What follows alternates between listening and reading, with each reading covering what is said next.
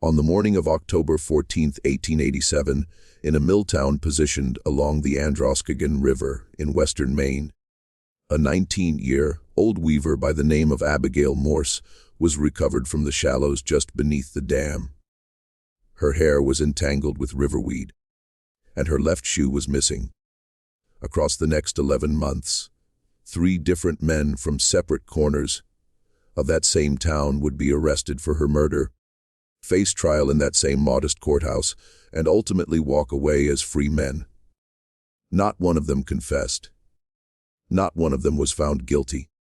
And by the summer of 1888, the town itself seemed to have reached a silent, unspoken agreement that her name was never to be uttered again. What transpired during those 11 months, and why every single thread of the case fell apart in the hands of the investigators, was never recorded in any official history of the state of Maine.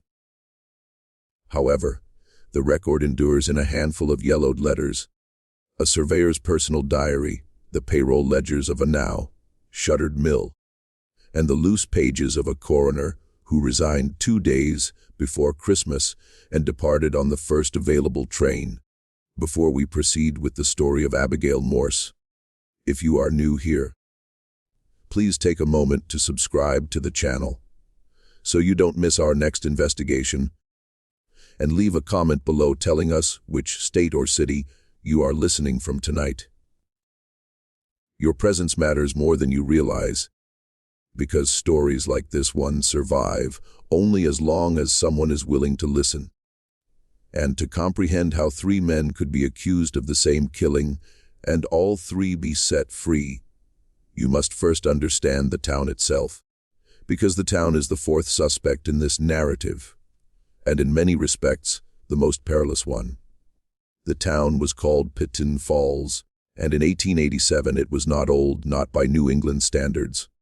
It had been pieced together in the 1840s around a collection of cotton mills erected where the Androscoggin narrowed and dropped, and it had expanded in the manner of mill towns in that century, in rapid, uneven bursts, consuming farms and pine forest, and drawing in whatever cheap labor the railroads could supply. By the time Abigail Morse was born there in 1868, Peton Falls boasted nearly 4,000 residents, 2 large mills, a canal, a company store, 3 churches, 4 saloons, and a population that was sharply divided with little cross over. This division existed between the old Yankee families who had held the land before the mills, and 3 successive waves of newcomers the mills had attracted. There were the Irish, who had arrived first during the famine years and now occupied most of the skilled positions on the looms and in the machine shops. There were the French Canadians who had migrated south from Quebec in the 1870s and 1880s, entire families at a time, often speaking no English, taking the lowest paid work in the weaving rooms. And there were a smaller number of Scots and Cornish brought in as overseers and engineers, because the owners trusted them not to mingle with the regular workers. The 4,000 residents of Peton Falls inhabited the same town, walked the same muddy streets, and drank from the same river, but they did not intermarry, did not worship in the same buildings, and did not, as a rule, share each other's secrets. The town had a distinctive sound, one that anyone who lived there would carry within them for the rest of their lives. It was the sound of the falls themselves. A low, continuous roar that rose from the river day and night, layered over by the deeper, slower thrum of the mills. That thrumming began at 5 in the morning with the first whistle, and did not cease until 9 at night. On Sundays, the mills fell silent, and the falls were all you could hear. The old folks said you could feel the difference in your chest, the absence of a weight you hadn't realized you were carrying. The weaving rooms themselves, when you stepped inside, were a different climate altogether, hot and humid in summer to prevent the threads from snapping, kept damp in winter by steam pipes that hissed along the ceiling, and loud in a way that made speech nearly impossible. So the women who worked there had developed over the decades an entire language of gesture, lip reading, and shouted single words that conveyed commands, warnings, and private jokes across a 12-hour shift. You could always identify a weaver on the street by the way she leaned slightly forward when spoken to, and by the way she answered, if she answered at all, with her mouth formed more carefully than other people's, as though every word had been shaped for someone who could not quite hear. The mill itself sat at the center of everything. It was owned by a man named Silas Brigham, who had inherited it from his father, and lived in a tall white house on a hill above the dam, where the water noise never ceased. Silas Brigham was 61 years old in 1887, a widower, a deacon in the Congregational Church, and the single largest employer for 40 miles in any direction. He was also, as nearly every sworn statement in the later investigations would note without explicitly saying, a man accustomed to being obeyed. He had large, pale hands that he kept folded when he was listening, and he listened a great deal. When he spoke softly, so people leaned in to hear him, which those who dealt with him often said later was part of how he operated. He was not a cruel man in any ordinary sense. He did not raise his voice. He did not strike his servants. He gave generously to the church and paid for the annual orphans' Christmas dinner from his own pocket. He was, in the phrase used by his pastor in the eulogy delivered 16 years later, a pillar. But pillars, as anyone who has stood beneath one in an old building knows, bear a great weight, and that weight presses downward, and what lies beneath them is often the thing that is never questioned. His son, Ezra Brigham, was 24, unmarried, home from 2 years at a business college in Boston, and widely expected to take over the mill within the decade. Ezra was taller than his father, better dressed, and possessed of a laugh that people in Peton Falls often heard in the saloons along the canal on weekend evenings, although he was never drunk, or never quite drunk, because Ezra Brigham knew precisely where the line was. He had a reputation among the girls in the weaving rooms, and that reputation was not a kind one. There were stories passed in whispers in the boarding houses and over kitchen tables in French, Irish, and Yankee English about girls who had been cornered in stairwells, about girls who had been offered rides home in the Brigham carriage and had accepted and had not spoken of the ride afterward, about a girl 2 years before who had left town abruptly to live with an aunt in Rutland, Vermont, and had returned 10 months later, thinner and quieter, with a look in her eyes that the women in the weaving rooms recognized without needing to name. But that reputation stayed inside the weaving rooms. It did not climb the hill to the White House. It did not, before that October morning, find its way into print anywhere in the state of Maine. Abigail Morse worked in the No. 2 weaving room on the 2nd floor of the South Mill. She had been there since she was 13, as her mother had been before her, and her older sister Mercy still was. The Morse family were Yankees, not Irish, not French, which in Peton Falls mattered in ways that were never spoken of directly, but organized every aspect of daily life. It meant they had a small clapboard house of their own on the edge of town, rather than a room in a boarding house on the canal. It meant Abigail had attended the district school through the 6th grade and could read the Bible and write a clean hand, which she did in 3 surviving letters to a cousin in Lewiston. It meant when she was killed, there were people willing to ask questions, at least at first. Abigail's father had died in a logging accident when she was 11, crushed beneath a log that rolled off a sled on a steep hillside above the river. Her mother, a quiet woman named Hannah, kept the family alive on the wages of her 2 daughters, and a little piecework sewing she took in at night.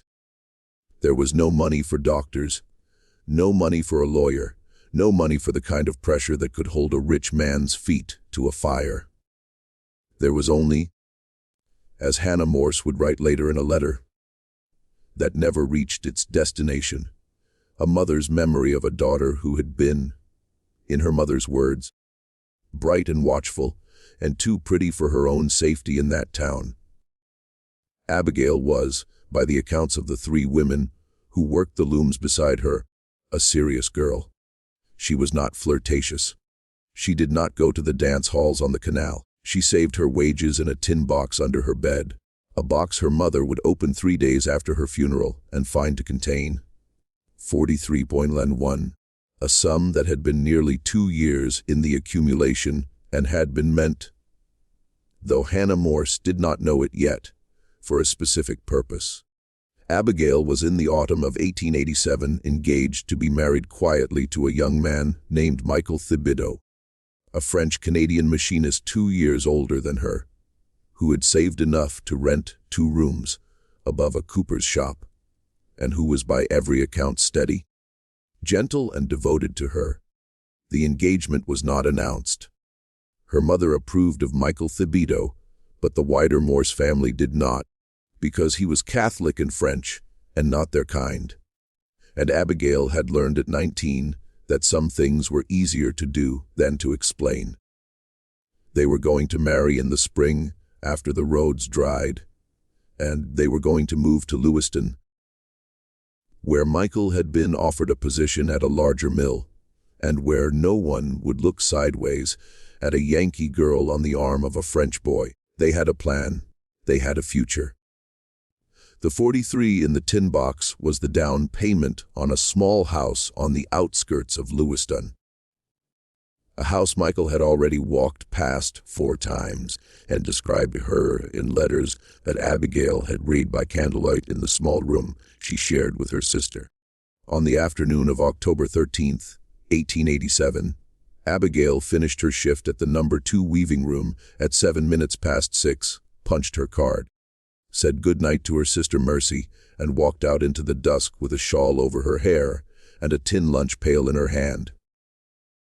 Mercy Morse, who would survive her sister by 44 years and speak of that evening only twice in all the years that followed, once to a neighbor in 1900 and once to a priest in 1930, remembered that Abigail had seemed tired, but not unusually so.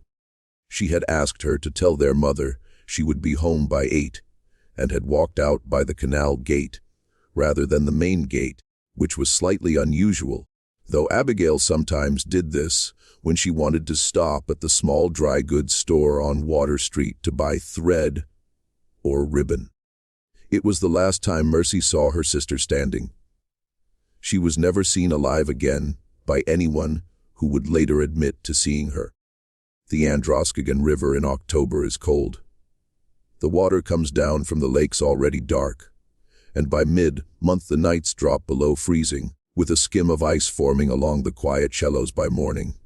On the 14th of October, the sun rose at 6 minutes past 6. At 6:30, a boy named Cyrus Fournier, 12 years old, walking his father's 2 milk cows down to the river to drink before the first bell, saw a shape at the edge of the water just below the dam, where the current curled back on itself and made a slow pool behind the old grinding stones. The shape was long and pale and did not move. The boy would remember for the rest of his life the particular way the morning light had looked on the water. A flat gray light with a little pink in it, where the sun was coming up over the pines on the east bank. And the way his breath had come out in cloud that hung for a second before drifting sideways. He also remembered how the cows had stopped a few yards short of the shape and had lowed, not loudly, but in a sound he had never heard a cow make before. A sound that made the hair stand up on his arms before he understood what he was looking at. Cyrus Fournier dropped his switch and ran.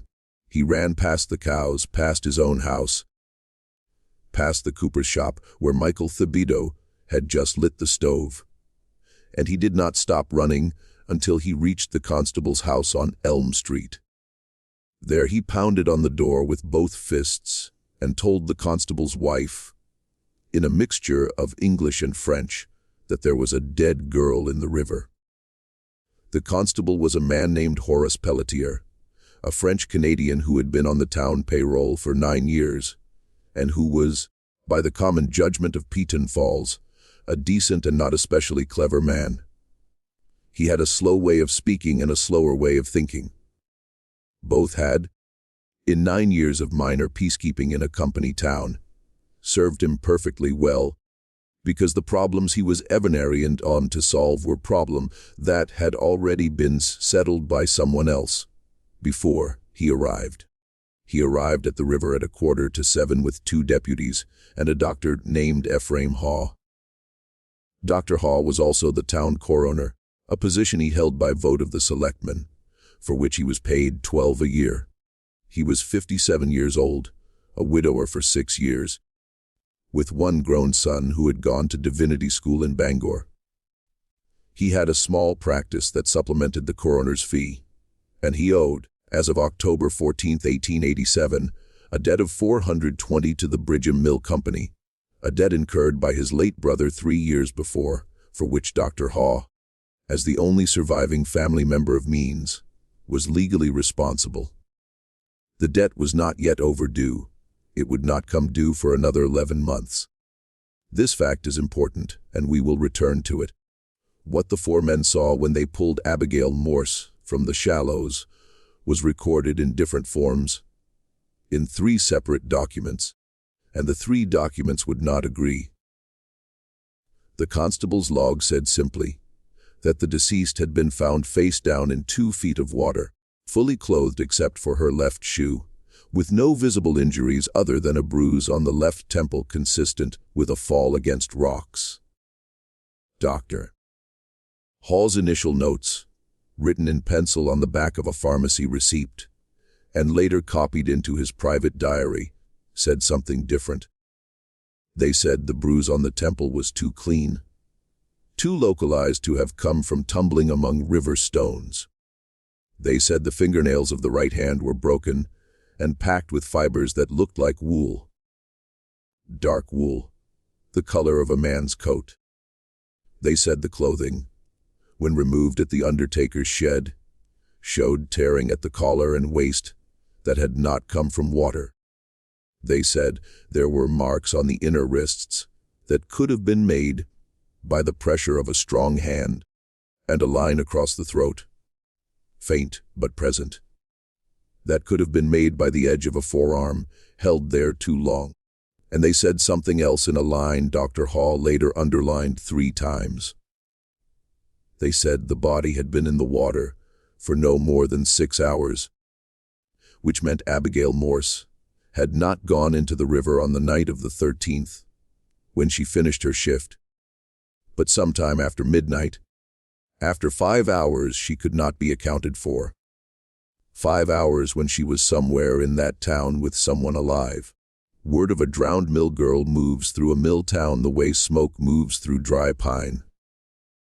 By 9:00 in the morning, the looms in the number 2 weaving room had gone silent because Mercy Morse had been sent home, and the girls who worked beside her had followed. By 10, the news had reached the machinist's shop, and Michael Thibodeau had fallen to his knees on the floor and had to be carried out by 2 of his countrymen, who laid him on a workbench in the back of the shop and spoke to him in French, in low voices for nearly an hour, while he did not answer and did not weep, only stared at the ceiling as if reading something written there that no one else could see. By noon, a crowd of perhaps 200 people, mostly women, mostly French and Irish, had gathered outside the undertaker's shed on Bridge Street, and the constable had posted a deputy at the door. By 1:00 in the afternoon, Silas Bridgham had arrived at the shed in his carriage, had spoken privately with Dr. Haw for 7 minutes, and had left. What was said between them was never recorded. Dr. Hall's diary for that afternoon contains only 3 words, written in a hand that the man's own son later said was not his father's ordinary writing. Those 3 words were, "He knows already." At this point, if you are finding this story as unsettling as we are, do us a small favor. Hit the like button. Leave a comment telling us what you think happened to Abigail Morse, and share this video with someone who loves a mystery that refuses to rest. Your engagement is what keeps these forgotten cases from disappearing a second time. And now we continue. The first arrest came 6 days later. His name was Patrick Gallagher. He was 28 years old, an Irish loom fixer who had worked in the South Mill for 11 years, and he had, 3 weeks before Abigail Morse's death, been involved in a public argument with her outside the company's store. The argument had been witnessed by at least 6 people, and its subject had been, according to every witness, Michael Thibodeau. Patrick Gallagher had, in the blunt language of the weaving rooms, been sweet on Abigail Morse for more than a year, and had been displeased to learn from a cousin of hers that she was engaged to a French boy 3 weeks before her death. He had approached her outside the store on a Saturday afternoon, when the street was full of people, and had said something the witnesses remembered with varying clarity, but all agreed had been angry.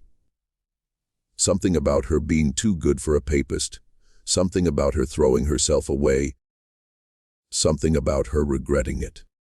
She had slapped him in the face in front of everyone, and he had walked away with his cheek red and his mouth working. 2 of the witnesses said he had turned back before he was out of earshot and called her a word they would not repeat under oath. One of them said he had simply stood for a long moment with his fists clenched and then walked off without a word. No one had followed him. No one had reported the incident at the time. It had been, in the life of a mill town in 1887, an ordinary thing. On the afternoon of October 19th, Constable Pelletier arrested Patrick Gallagher at his boarding house on the canal and took him to the town jail. The charge was murder in the 1st degree. Patrick Gallagher, according to the constable's own account, was drunk when he was arrested, though not violent, and he did not resist. He said only over and over, as the constable led him down the stairs of the boarding house, that he had not done it, that he had been with friends on the night in question, that they would swear to it, and that he wanted a priest. A priest was sent for. The priest, a Father O'Brien who had served the Irish parish for 6 years, spent an hour with Patrick Gallagher in the jail that evening and emerged, according to the deputy who was on duty, looking shaken but saying nothing. The trial, such as it was, began 4 weeks later in the 2nd floor courtroom of the Oxford County Courthouse, 12 miles away in the county seat of Paris, Maine. It lasted 3 days. The prosecution called 8 witnesses, 4 of whom testified to the argument outside the store. Dr. Hall was not called. His written report, entered into evidence, said only what his official log had said, that the deceased had been found face down in 2 feet of water, fully clothed except for her left shoe, with a bruise on the left temple consistent with a fall. The notes about the clean bruise, the torn clothing, the wool fibers under the fingernails, the marks on the wrists, the line on the throat, the 6 hours in the water, were not in that report.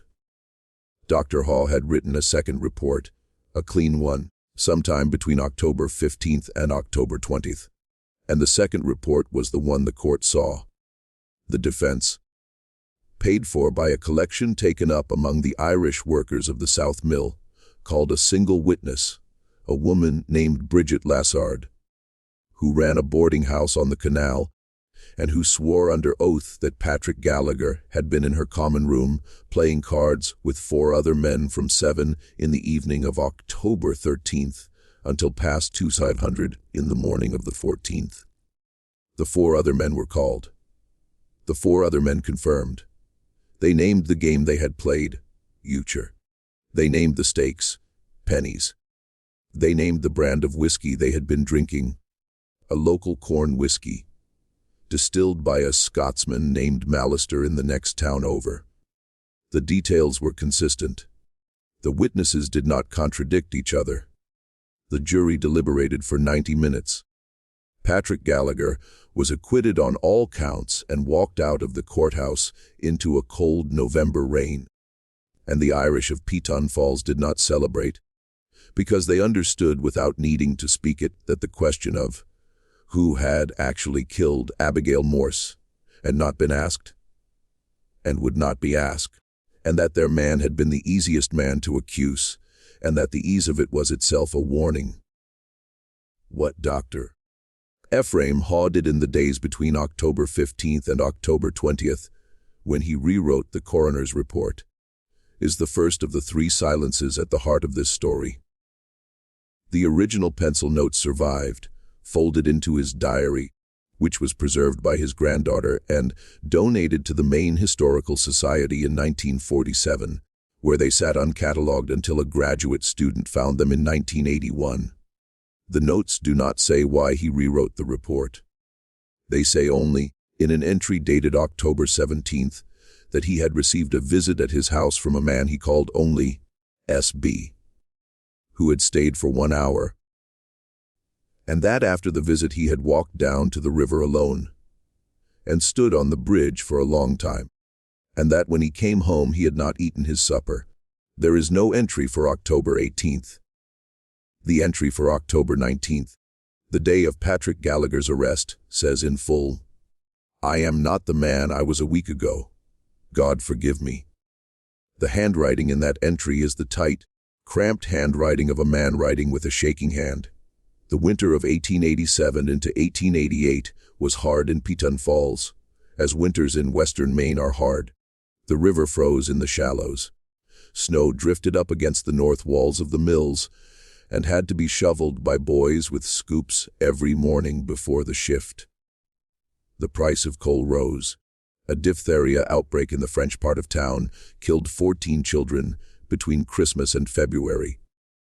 In the weaving rooms, the women worked in layers of clothing and wet their lips against chapping, and did not speak of Abigail Morse, because the overseers had made it clear that speaking of Abigail Morse was a thing that could get a woman's hours cut.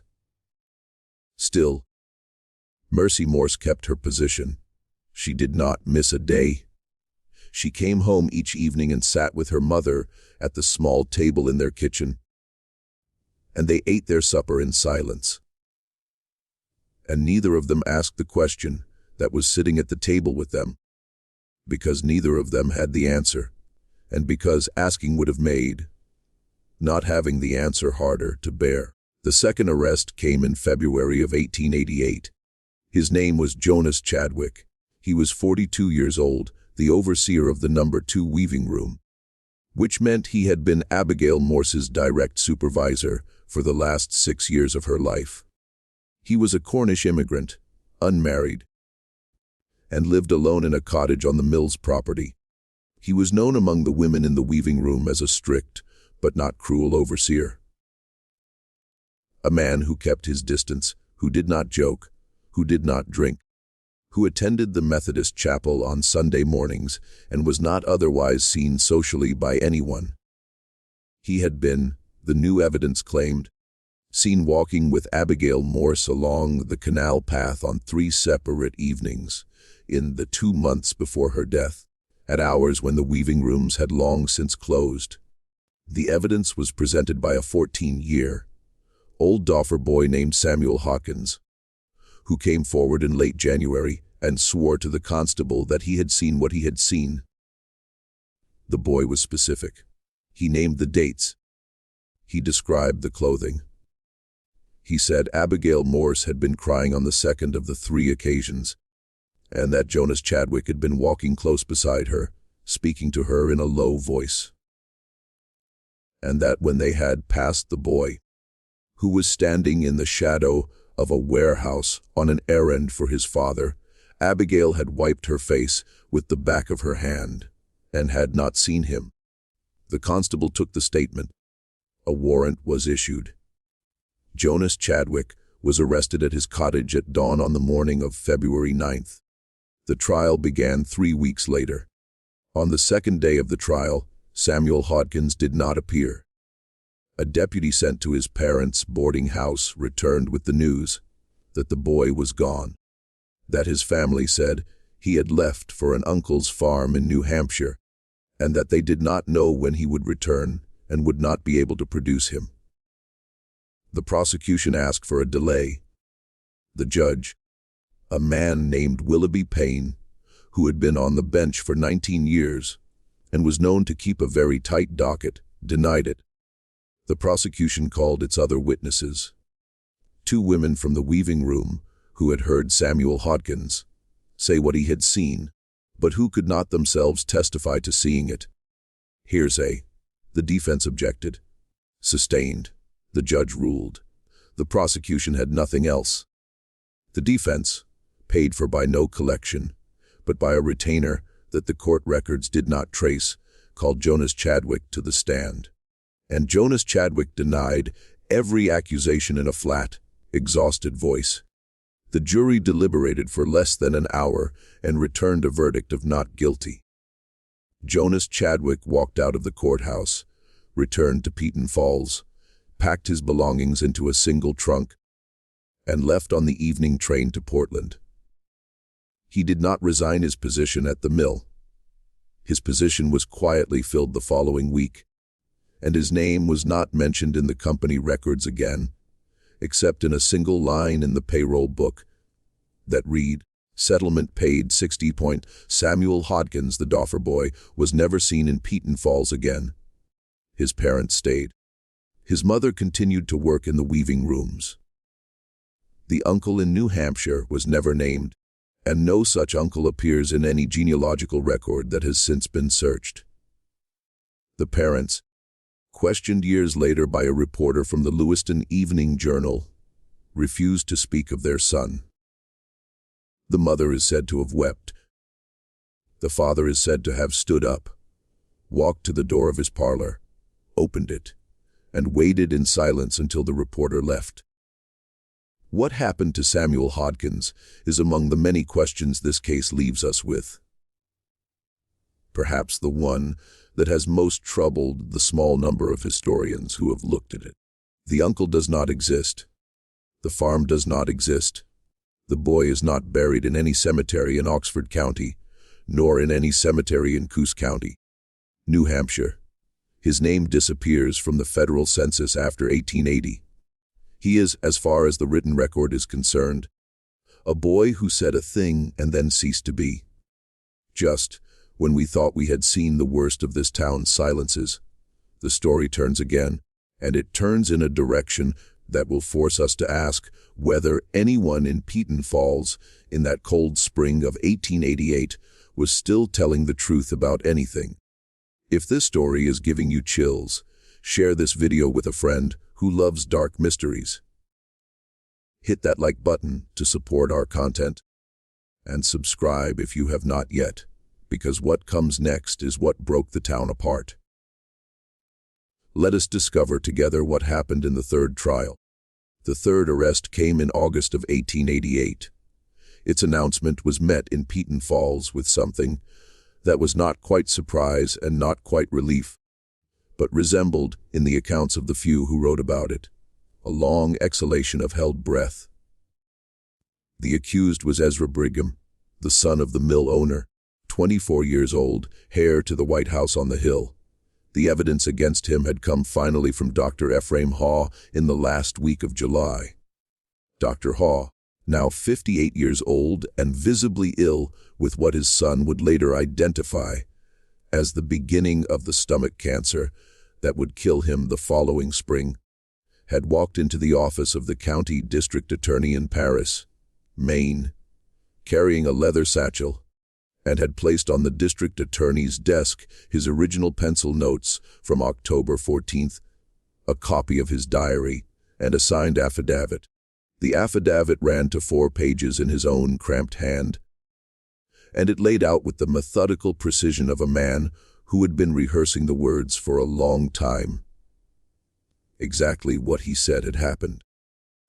It said that he had falsified the coroner's report in October under pressure from Silas Brigham, that the pressure had taken the form of a conversation in his parlor on the afternoon of October 17th, during which Silas Brigham had reminded him, without ever raising his voice, of the full $420 debt owed by his late brother to the Brigham Mill Company, and had mentioned, without ever explicitly threatening, that the debt could be either forgiven in full or called in full, and that it had occurred to him that the doctor might find it easier to write a simpler report than the one he had originally drafted, a report more in keeping with what the community would find comforting in a tragic accident. The affidavit said that the debt had been forgiven on November 1st, 1887, in writing by Silas Brigham's own hand. The affidavit said that the bruise on Abigail Morse's temple had been inflicted before her immersion in the river, and was consistent with a blow from a man's fist. That the torn clothing and the wool fibers under her fingernails indicated she had fought her attacker. That the marks on the wrists and the throat indicated restraint and suffocation. And that she had, in the doctor's medical judgment, been strangled to unconsciousness before being placed in the water, where she had drowned while still breathing but unable to resist. And it said finally that he had reason to believe, from what he had heard in the undertaker's shed on the afternoon of October 14th, that the attacker had been Ezra Brigham, because Silas Brigham, when he had arrived at the shed that afternoon and had been shown the body, had not asked any of the questions a man who did not already know the answers would have asked. The district attorney was a man named Hiram Crocker, a Republican from the southern part of the county, who owed nothing to the Brigham family and who, according to his own later memoir, read the affidavit twice and then sat at his desk for a long time with his eyes closed. And then he issued the warrant. Ezra Brigham was arrested at his father's house on the evening of August 3rd, taken to the county jail in Paris, and held without bail. The news, when it reached Peton Falls on the morning of August 4th, traveled through the mill in less than 20 minutes. The looms stopped. The women did not cheer. They did not weep. They stood at their machines, according to one of the 3 surviving letters Mercy Morse wrote to her cousin in Lewiston. And they looked at each other, and they said nothing at all. And after a long moment they started the looms again, because the overseers were shouting and the mill did not stop for the dead. The trial of Ezra Brigham began on September 11th, 1888. It was by every measure the most closely watched criminal proceeding in the history of Oxford County to that date. Reporters came from Portland, from Lewiston, from Augusta, and from as far as Boston. The courtroom seated 112 people and held on the first day closer to 200, with the overflow standing against the back wall and filling the stairwell. The air in the room by mid-morning was thick enough that one reporter wrote of having to loosen his collar to breathe, and the windows were kept open even as the September air outside grew cold, so that the voices of the lawyers and witnesses had to carry over the rustle of papers, the scrape of chairs, and the occasional shout of a newsboy on the street below. The prosecution was conducted personally by Hiram Crocker. The defense was conducted by a 3-man team from Boston, led by a criminal lawyer named Everett Pike, who had defended railroad companies, bank officers, and 2 congressmen, and who had never in a career of 26 years lost a murder trial. Silas Brigham had spared no expense. The cost of the defense, according to a letter Silas Brigham's accountant wrote to an insurance underwriter the following year, was $7,200, more than Dr. Haw had earned as coroner in his entire career. The prosecution's case rested on 4 pillars. First, the revised coroner's testimony, now given under oath by Dr. Haw from the witness stand, with the original pencil notes entered into evidence. Second, the testimony of a housemaid at the Brigham residence, a 19-year-old girl named Sarah Darling, who swore that on the night of October 13th, Ezra Brigham had returned home at some hour past 2 in the morning with mud on his boots and a scratch on his right cheek, and that she had heard him from her small room, off the kitchen, washing his hands in the scullery, for what she estimated to be nearly half an hour, and that the next morning she had been asked to take a certain coat to the townress with instructions to clean it with particular care, and that the coat had been damp and had smelled faintly but unmistakably of river. Third, the testimony of a night watchman at the South Mill, a man named Owen Mackey, who swore that at approximately 8:30 on the evening of October 13th, he had seen Ezra Brigham walking along the canal path in the direction of the Morse house with his coat, collar turned up against the cold, and that at approximately 1 in the morning, he had seen the same man walking back in the opposite direction, alone, moving quickly, no longer wearing the coat. Fourth, the testimony of Michael Thibodeau, Abigail's fiancé, who swore that Abigail had told him 2 weeks before her death that Ezra Brigham had approached her in the weaving room corridor and had made, in her words, an offer she had refused, and had then said to her, in a voice she remembered as quiet and unbothered, that she would regret the refusal. Michael Thibodeau further testified that Abigail had told him she intended to leave the mill before the wedding, even though it would cost them the money they were saving, because she did not feel safe in that corridor anymore, and that he had asked her why she had not told her mother or her sister, and that she had said, with a small sad smile he remembered vividly, that some things a girl kept to herself in that town if she wanted to keep her job. Every one of the 4 pillars, over the 3 weeks of the trial, was pulled down. Dr. Haw, under cross-examination by Everett Pike, was questioned for 11 hours across 2 days. Pike did not attempt to dispute the pencil notes. That was not his strategy. He attempted, and succeeded, in establishing that Dr. Haw had for 11 months lied under oath and in writing, had accepted what amounted to a bribe from Silas Brigham, had falsified a public document, and was now dying of cancer and afraid for his soul, offering a testimony that could not be verified by any other living person. And that was, by Pike's careful construction of the record, equally consistent with a desire to injure the Brigham family for reasons the doctor himself could not quite name. Pike was polite throughout. He did not raise his voice. He referred to the doctor as a sir. He asked at one point, with a tone of almost gentle concern, whether it was not possible that a man in Dr. Haw's condition, near the end of his life and carrying a weight of guilt that no man should have to carry alone, might not be shaping his memories to fit the shape of the confession he felt he needed to make. Dr. Haw, who had been on the stand for 6 hours at that point, did not answer for a long time. When he answered, he said only, "I am telling the truth." Pike nodded and said, "I am sure you believe you are." The jury, Pike suggested with great politeness across the remainder of the cross-examination, was being asked to convict a young man of murder on the sworn word of a self-confessed perjurer. Dr. Haw, by the end of his testimony, was gray-faced and trembling. He left the stand and did not return to the courtroom. He returned to Peton Falls on the evening train, went home to his empty house, and began that night to write his will. Sarah Darling, the housemaid, was questioned for 2 hours on the morning of September 20th. She confirmed her prior statement.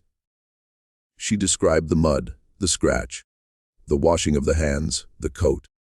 She was then asked by Everett Pike whether it was not true that she had been dismissed from the Bridgham household in July of 1888, 3 weeks before coming forward with her testimony for the theft of a silver spoon. She admitted that it was true.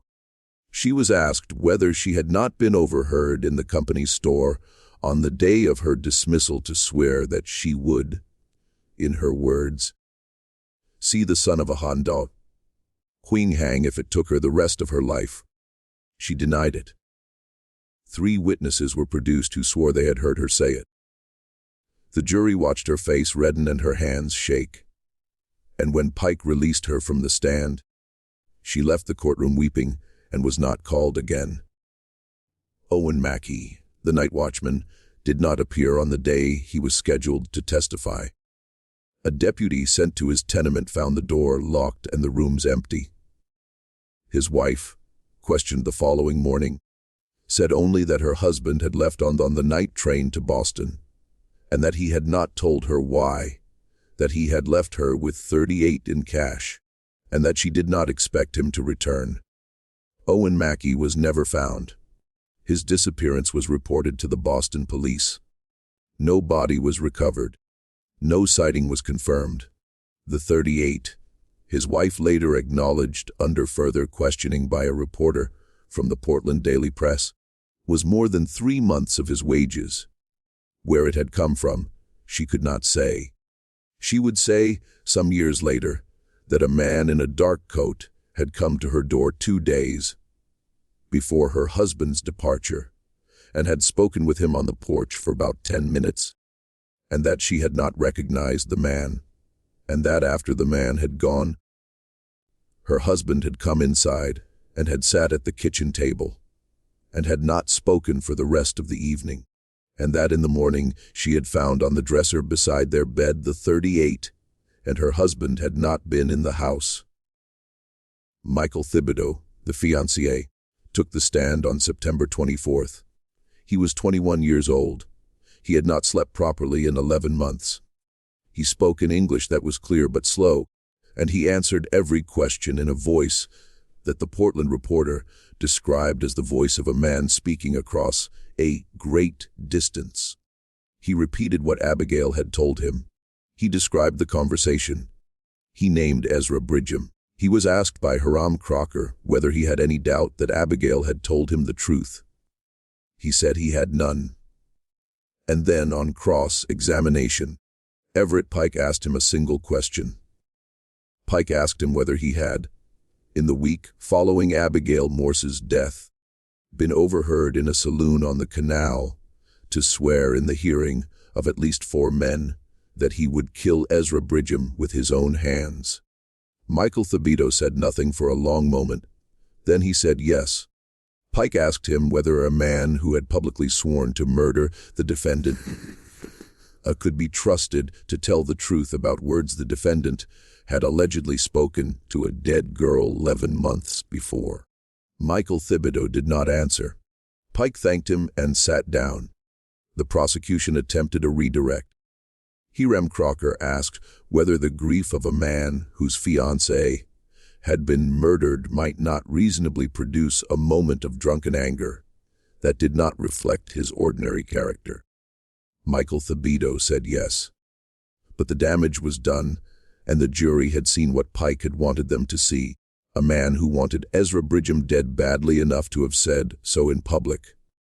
The defense, after all this, called only 3 witnesses. A Boston physician who testified that the injuries Dr. Hall had described could, in his professional opinion, have been caused by the mechanical action of a body in a river over a period of hours.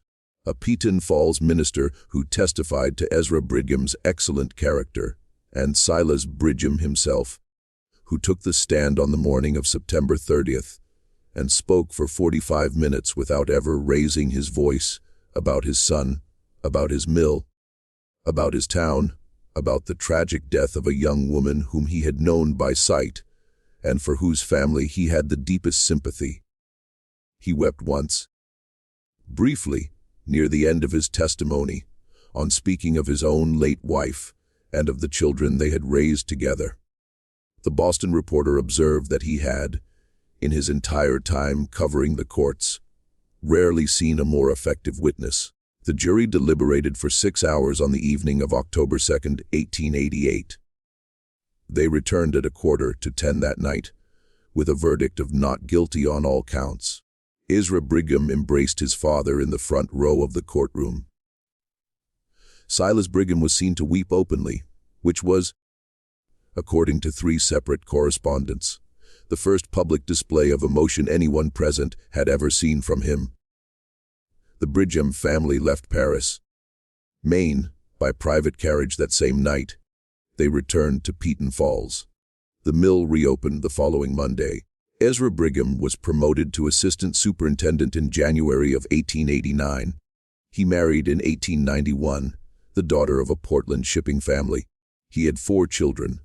He lived until 1946 and was in his later years a trustee of the Maine Historical Society and a donor to several worthy causes, including the restoration of a small congregational chapel in his hometown, which by the time of his death had been closed for 2 decades and stood empty on a hillside above the silted in canal.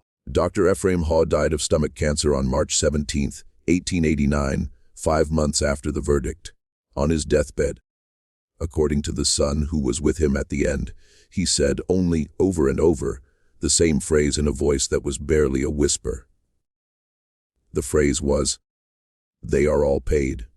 What Dr. Hall meant by that phrase is the final question this story leaves us with, and it is the question that cannot be answered by any document, any testimony, or any honest reading of the evidence, because the answer requires us to believe a thing that no court in 1888 could have found and no court since has been willing to find. The pattern, when you lay the 3 trials side by side, does not look like justice failing. It looks like a machine working exactly as it was designed to work. In the first trial, the witnesses who alibied Patrick Gallagher were all residents of a boarding house owned by a man who held a mortgage from the Brigham Mill Company, and the mortgage, according to the county recorder's office, was forgiven in full in the spring of 1888, 6 months after the trial. In the second trial, the boy Samuel Hodkins, whose testimony would have convicted Jonas Chadwick, disappeared to an uncle who does not exist in any census, and his parents, who did not leave Peton Falls, were moved within 6 months of the trial from a double room on the canal into a small but clean rented house on Maple Street, the rent on which, according to the landlord's surviving ledger, was paid in cash each month by a party the ledger identified only as P.F. Mill Company. In the third trial, the night watchman Owen Mackey vanished with 38 he could not have saved, and the housemaid Sarah Darling, after her humiliation on the witness stand, was found 2 weeks later hanged in a rented room in Portland, and the inquest conducted by a coroner who was not Dr. Hall ruled her death a suicide without examining the rope. The rope, according to the single surviving item in the Portland coroner's records, was a length of new hemp of a type commonly used in mill machinery, and it had been cut from a longer piece by a clean, fresh saw mark. None of these facts, taken singly, proves anything. The boarding house mortgage was common. The rented house on Maple Street could have been paid for by a kindly aunt. The 38 could have been savings. The hanging could have been a suicide, and this is the precise point at which the pattern hides itself, because each separate suspicious fact dissolves under close examination into the ordinary texture of life in a mill town in 1888, where the mill owned the mortgages, the houses, the jobs, the newspapers, the selectmen who appointed the coroner, the sheriff who chose which warrants to serve, and, in ways that were never quite written down, the consciences of the men who held all those offices. The pattern is only visible when you step back from the separate facts and look at them together.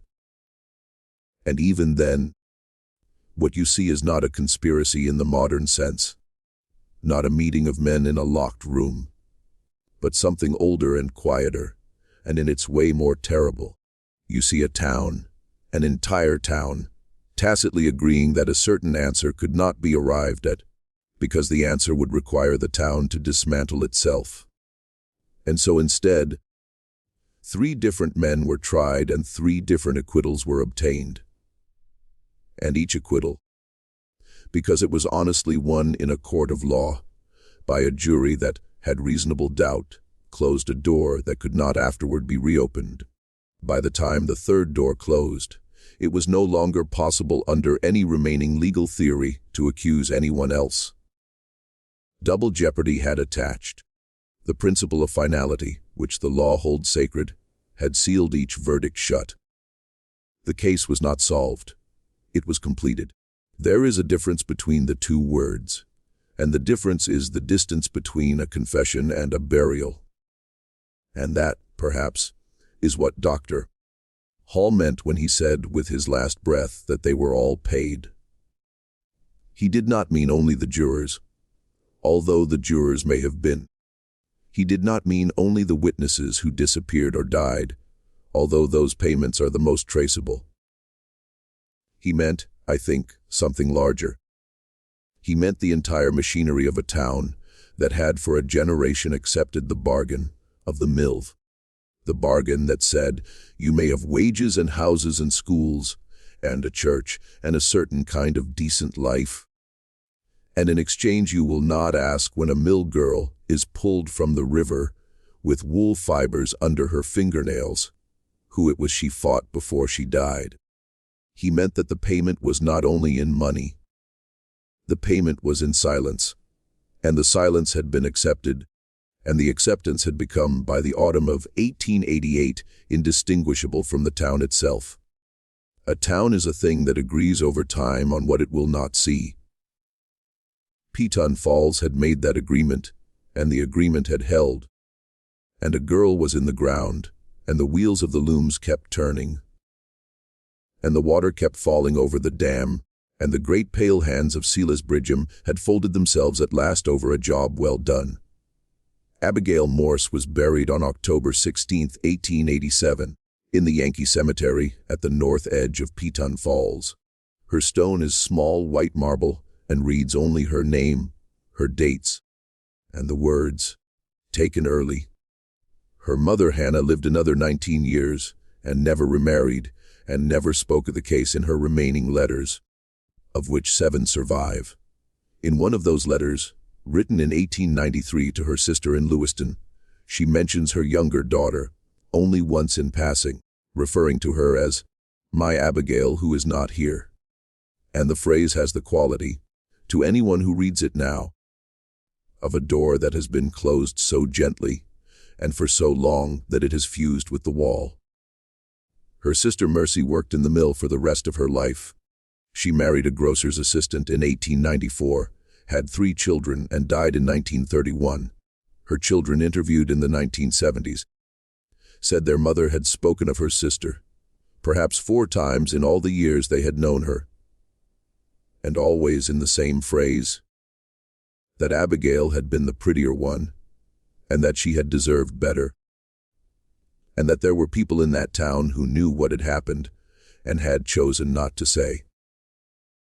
The children had not asked her what she meant. They had been afraid to.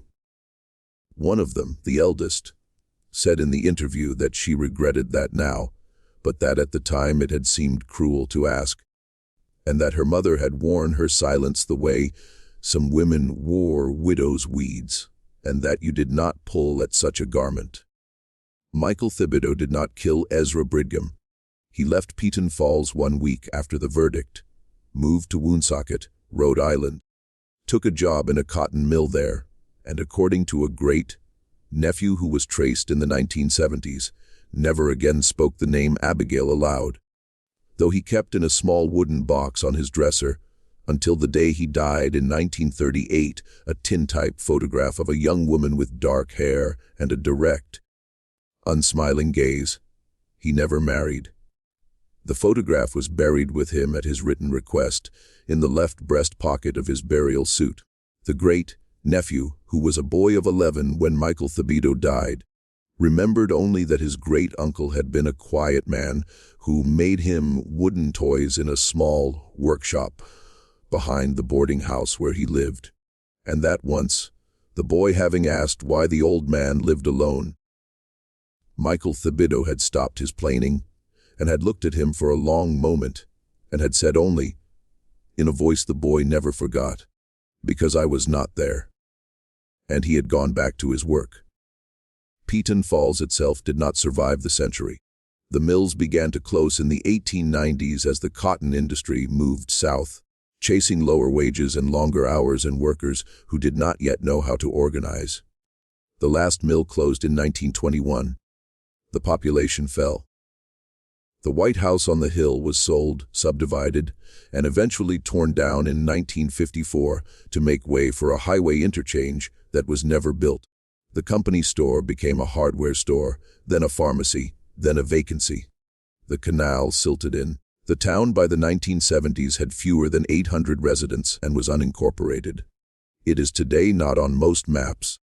Drivers who pass through on the county road see a few empty brick shells along the river, a boarded-up church, a small cemetery with Yankee names, and move on without knowing that they have crossed the ground where a girl was killed in the autumn of 1887, and where for 11 months a town performed upon itself the elaborate ritual of proving that no one at all was responsible.